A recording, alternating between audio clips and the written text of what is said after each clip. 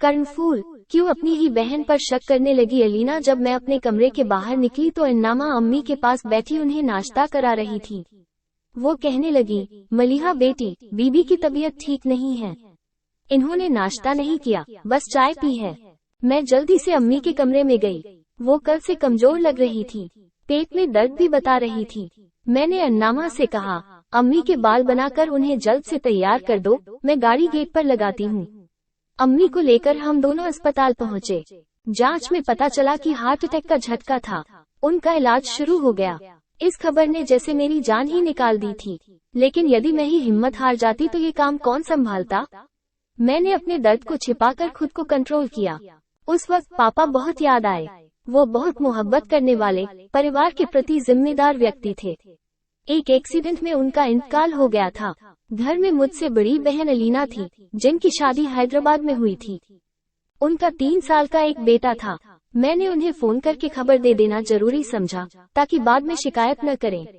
मैं आईसीयू में गई। डॉक्टरों ने मुझे काफी तसल्ली दी। इंजेक्शन दे दिए गए हैं, इलाज चल रहा है, खतरे की कोई बात नहीं है। अभी दवाओं का असर है, सो गई हैं। इनके लिए आराम जरूरी है, इन्हें डिस्टर्ब न करें। मैंने बाहर आकर अन्नामा को घर भेज दिया और खुद वेटिंग रूम में जाकर एक कोने में बैठ गई। वेटिंग रूम काफी खाली था। सोफे पर आराम से बैठकर मैंने अलीना बाजी को फोन मिलाया। मेरी आवाज सुनकर उन्होंने रूखे अंदाज में सलाम का जवाब दिया। मैंने अपने गम समेटते हुए आंसू पीकर अम्मी के बारे में बताया तो सुनकर वो परेशान हो गईं। फिर कहा, मैं जल्द पहुंचने की कोशिश करती हूँ। मुझे तसल्ली का एक शब्द कहे बिना उन्होंने फोन कट कर दिया। मेरे दिल को झटका सा लगा। अलीना मेरी वही बहन थी जो मुझे बेइंतहा प्यार करती थी। मेरी जरा सी उदासी पर दुनिया की जतन कर डालती थी। इतनी चाहत, इतनी मोहब्बत के बाद इतनी बेरुखी। मेरी आंखें आंसुओं से भर आईं।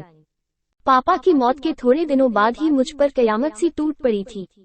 पापा ने बहुत देखभाल कर मेरी शादी एक अच्छे खानदान में करवाई थी। शादी हुई भी खूब शानदार थी। बड़े अरमानों से ससुराल गई। मैंने एमबीए किया था और एक अच्छी कंपनी में जॉब कर रही थी। जॉब के बारे में शादी के पहले ही बात हो गई थी। उन्हें मेरे जॉब पर कोई ऐतराज नहीं था। ससुराल वाले मिडिल क्लास के थे। उनकी 2 बेटियां थीं, जिनकी शादी होनी थी। इसलिए नौकरी वाली बहू का अच्छा स्वागत हुआ। मेरी सास अच्छे मिजाज की थी और मुझसे काफी अच्छा व्यवहार करती थी। कभी कभी नादिर की बातों में कॉम्प्लेक्स झलकता था। आखिर 2-3 महीने के बाद उनका असली रंग खुलकर सामने आ गया। उनके दिल में नैने शक पनपने लगे। नादिर को लगता कि मैं उससे बेवफाई कर रही हूँ। जरा सी बात पर नाराज हो जाता, झगड़ना शुरू कर देता। इसे मैं उसका कॉम्प्लेक्स समझकर टालती रहती, निभाती रही। लेकिन एक दिन तो हद ही हो गई। उसने मुझे मेरे बॉस के साथ एक मीटिंग में जाते देख लिया। शाम को घर लौटी तो हंगामा खड़ा कर दिया। मुझ पर बेवफाई व बदकिरदारी का इल्जाम लगाकर गंदेगदे ताने मारे। कई लोगों के साथ मेरे ताल्लुक जोड़ दिए। ऐसे वाहियात इल्जाम सुनकर मैं गुस्से से पागल हो गई। आखिर मैंने एक फैसला कर लिया कि यहाँ की इस बेइज्जती से जुदाई बेहतर है। मैंने सख्त लहजे में कहा, नादिर, अगर आपका रवैया इतना तौहीन वाला रहा तो फिर मेरा आपके साथ रहना मुश्किल है। आपको अपने लगाए बेहुदा इल्जामों की सच्चाई साबित करनी पड़ेगी। एक पाक दामन औरत पर आप ऐसे इल्जाम नहीं लगा सकते। मम्मी पापा ने भी समझाने की कोशिश की, लेकिन वो गुस्से से उफनते हुए बोला, मुझे कुछ साबित करने की जरूरत नहीं है, सब जानता हूँ मैं। तुम जैसी आवारा औरतों को घर में नहीं रखा जा सकता। मुझे बदचलन औरतों से नफरत है। मैं खुद ऐसी औरत के साथ नहीं रह सकता। मैं तुझे तलाक देता हूँ। तलाक, तलाक, तलाक। और कुछ पलों में ही सब कुछ खत्म हो गया। मैं अम्मी के पास आ गई। सुनकर उन पर तो जैसे आसमान टूट पड़ा। मेरे चरित्र पर चोट पड़ी थी। मुझ पर लांछन लगाए गए थे। मैंने धीरे धीरे खुद को संभाल लिया, क्योंकि मैं कसूरवार नहीं थी। यह मेरी इज्जत और अस्मिता की लड़ाई थी। 20-25 दिन की छुट्टी करने के बाद मैंने जॉब पर जाना शुरू कर दिया। मैं संभल तो गई, पर खामोशी व उदासी मेरे साथी बन गए। अम्मी मेरा बेहद ख्याल रखती थी। अलीना आपी भी आ गई। हर तरह से मुझे ढांढस बंधाती। वो काफी दिन रुकी। जिंदगी अपने रूटीन से गुजरने लगी। अलीना आपी ने इस विपत्ति से निकलने में बड़ी मदद की। मैं काफी हद तक सामान्य हो गई थी। उस दिन छुट्टी थी। अम्मी ने 2 पुराने गावत तकिए निकाले और कहा, ये तकिए काफी सख्त हो गए हैं, इनमें नई रुई भर देते हैं। मैंने पुरानी रुई निकालकर नीचे डाल दी। फिर मैंने और अलीना आपी ने रुई तख्त पर रखी। हम दोनों रुई साफ कर रहे थे और तोड़ते भी जा रहे थे। अम्मी उसी वक्त कमरे से आकर हमारे पास बैठ गईं। उनके हाथ में एक प्यारी सी चांदी की डिबिया थी। अम्मी ने खोल कर दिखाई। उसमें बेपनाह खूबसूरत एक जोड़ी जड़ाऊ कर्णफूल थे। उन पर बड़ी खूबसूरती से पन्ना और रूबी जड़े हुए थे। इतनी चमक और महीन कारीगरी थी कि हम देखते रह गए। अलीना आपी की आंखें कर्णफूलों की तरह जगमगाने लगी। उन्होंने बेचैनी से पूछा, अम्मी ये किसके हैं? अम्मी बताने लगी, बेटा ये तुम्हारी दादी के हैं। उन्होंने मुझसे खुश होकर मुझे ये कर्णफूल और माथे का जड़ाऊ झूमर दिया था। माथे का झूमर तो मैंने अलीना की शादी पर उसे दे दिया था। अब ये कर्णफूल हैं, इन्हें मैं मलिहा को देना चाहती हूँ। दादी की यादगार निशानियाँ तुम दोनों बहनों के पास रहेंगी, ठीक है न? अलीना आपी के चेहरे का रंग एकदम फीका पड़ गया। उन्हें जेवरों का शौक जुनून की हद तक था, खास करके एंटीक ज्वेलरी की तो जैसे वह दीवानी थी। वो थोड़े गुस्से से कहने लगी, अम्मी आपने ज्यादती की। खूबसूरत और बेमिसाल चीज आपने मलिहा के लिए रख दी। मैं बड़ी हूँ, आपको कर्णफूल मुझे देने चाहिए थे। ये आपने मेरे साथ ज्यादती की है। अम्मी ने समझाया, बेटी तुम बड़ी हो इसलिए तुम्हें कुंदन का सेट अलग से दिया था, साथ में दादी का झूमर और सोने का एक सेट भी दिया था, जबकि मलिहा को मैंने सोने का एक ही सेट दिया था। इसके अलावा एक हैदराबादी मोती का सेट था, उसे मैंने कर्णफूल भी उस वक्त नहीं दिए थे, अब दे रही हूँ। तुम खुद सोच कर बताओ कि क्या गलत किया मैंने। अलीना आपी अपनी ही बात कहती रही। अम्मी के बहुत समझाने पर कहने लगी, अच्छा मैं दादी वाला झूमर मलिहा को दे दूंगी, तब आप ये कर्णफूल मुझे दे दीजिएगा। मैं अगली बार आऊंगी तो झूमर लेकर आऊंगी और कर्णफूल ले जाऊंगी। अम्मी ने बेबसी से मेरी तरफ देखा। मेरे सामने अजीब दोराहा था, बहन की मोहब्बत या कर्णफूल। मैंने दिल की बात मानकर कहा, ठीक है आपी, अगली बार झूमर मुझे दे देना और आप ये कर्णफूल ले जाना। अम्मी को ये बात पसंद नहीं आई, पर क्या करती, चुप रही। अभी ये बातें चल ही रही थी कि घंटी बजी। अम्मी ने जल्दी से कर्णफूल और डिबिया तकिए के नीचे रख दी। पड़ोस की आंटी कश्मीरी सूट वाले को लेकर आई थी। सब सूट व शाल वगैरह देखने लगे। हमने 2-3 सूट लिए। उनके जाने के बाद अम्मी ने कर्णफूल वाली चांदी की डिबिया निकाल कर देते हुए कहा, जाओ मलिहा, इसे संभाल कर अलमारी में रख दो। मैं डिबिया रख कर आई। उसके बाद हमने जल्दी जल्दी तकिए के गिलाफ में रुई भर दी। फिर उन्हें सिलकर तैयार किया और कवर चढ़ा दिए। 3-4 दिनों बाद अलीना आपी चली गई। जाते जाते वो मुझे याद करा गई, मलिहा अगली बार मैं कर्णफूल लेकर जाऊंगी, भूलना मत। दिन अपने अंदाज में गुजर रहे थे। चाचा चाची और उनके बच्चे एक शादी में शामिल होने आए। वे लोग 5-6 दिन रहे। घर में खूब रौनक रही, खूब घूमे फिरे। मेरी चाची अम्मी को कम ही पसंद करती थी, क्योंकि मेरी अम्मी दादी की चहेली बहू थी। अपनी खास चीजें भी उन्होंने अम्मी को ही दी थी। चाची की दोनों बेटियों से मेरी खूब बनती थी। हमने खूब एंजॉय किया। नादिर की मम्मी 2-3 बार आई। बहुत माफी मांगी, बहुत कोशिश की कि किसी तरह इस मसले का कोई हल निकल जाए, पर जब आत्मा और चरित्र पर चोट पड़ती है तो औरत बर्दाश्त नहीं कर पाती। मैंने किसी भी तरह के समझौते से साफ इनकार कर दिया। अलीना बाजी के बेटे की सालगिरह फरवरी में थी। उन्होंने फोन करके कहा कि वो अपने बेटे अशा की सालगिरह नानी के घर मनाएंगी। मैं और अम्मी बहुत खुश हुए। बड़े उत्साह से पूरे घर को ब्राइट कलर से पेंट करवाया, कुछ नया फर्नीचर भी लिया। एक हफ्ते बाद अलीना आपी अपने शौहर समर के साथ आ गई। घर के डेकोरेशन को देखकर वो बहुत खुश हुई। सालगिरह के दिन सुबह से ही सब काम शुरू हो गए। दोस्तों रिश्तेदारों सबको बुलाया। मैं और अम्मी नाश्ते के बाद इंतजाम के बारे में बातें करने लगे।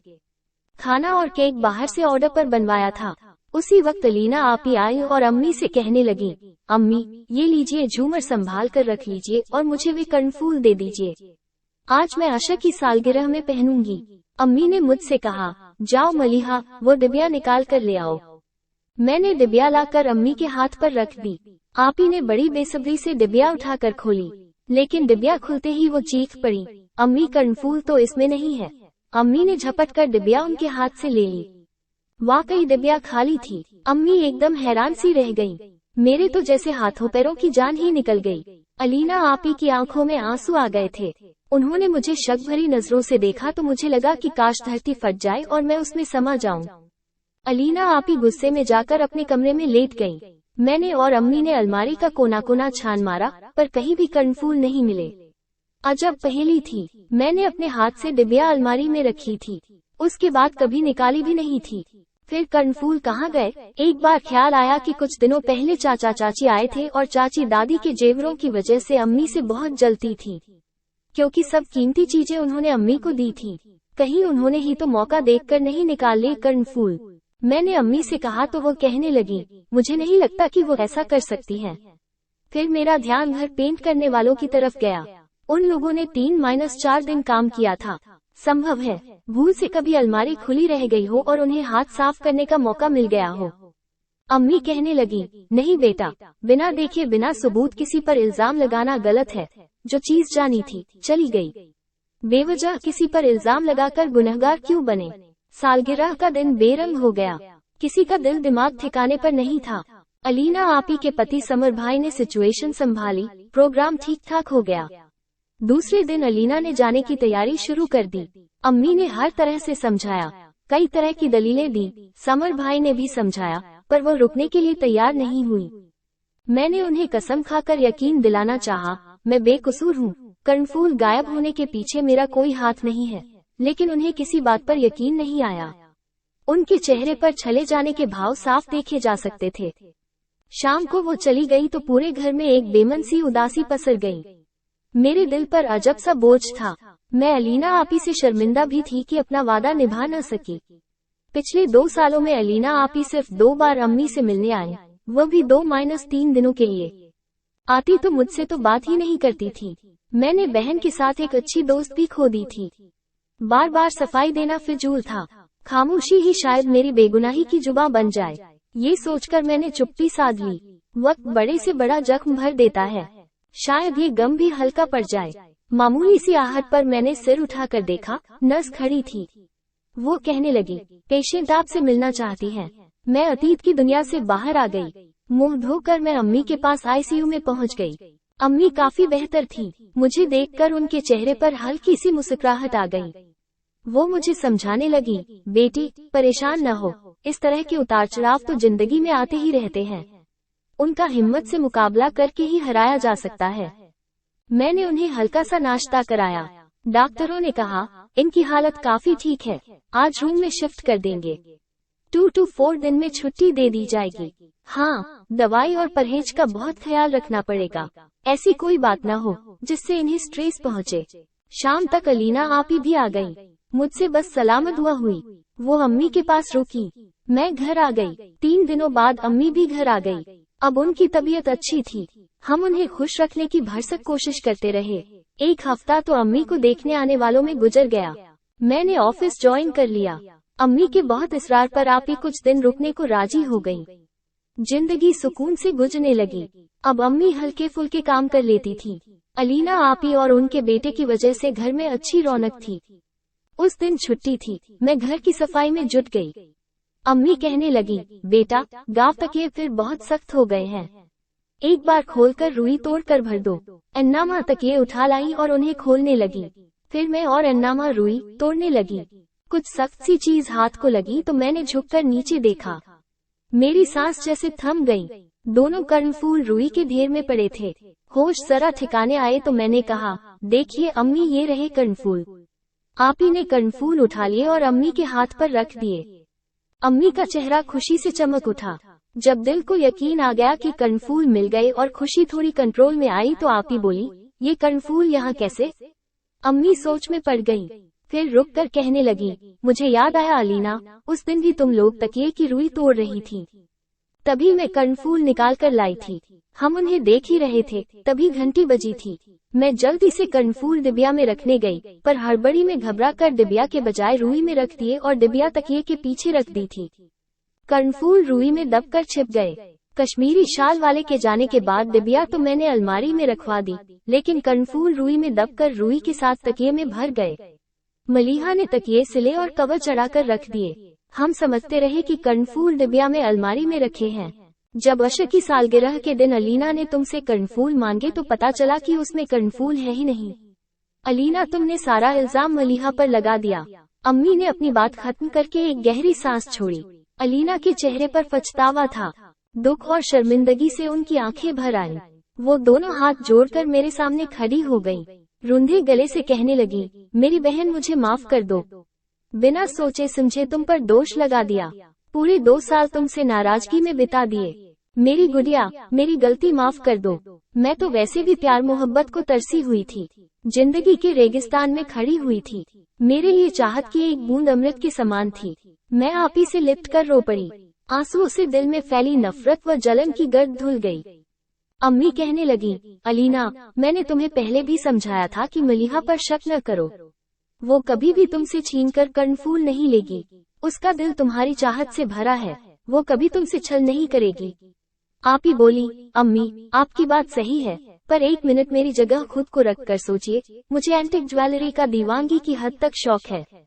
ये कर्णफूल बेशकीमती एंटिक पीस है, मुझे मिलने चाहिए, पर आपने मलिहा को दे दिए। मुझे लगा कि मेरी इल्तिजा सुनकर वो मान गई, फिर उसकी नीयत बदल गई। उसकी चीज थी, उसने गायब कर दी। ऐसा सोचना मेरी खुदगर्जी थी, गलती थी। इसकी सजा के तौर पर मैं इन कर्णफूल का मोह छोड़ती हूँ। इन पर मलिहा का ही हक है। मैं जल्दी से आप ही से लिपट कर बोली, ये कर्णफूल आपके पहनने से मुझे जो खुशी होगी, वो खुद के पहनने से नहीं होगी। ये आपके हैं, आप ही लेंगी। अम्मी ने भी समझाया, बेटा, जब मलिहा इतनी मिन्नत कर रही है तो मान जाओ। मोहब्बत के रिश्तों के बीच दीवार नहीं आनी चाहिए। रिश्ते फूलों की तरह नाजुक होते हैं। नफरत व शक की धूप उन्हें झुलसा देती है, फिर खुद टूटकर बिखर जाते हैं।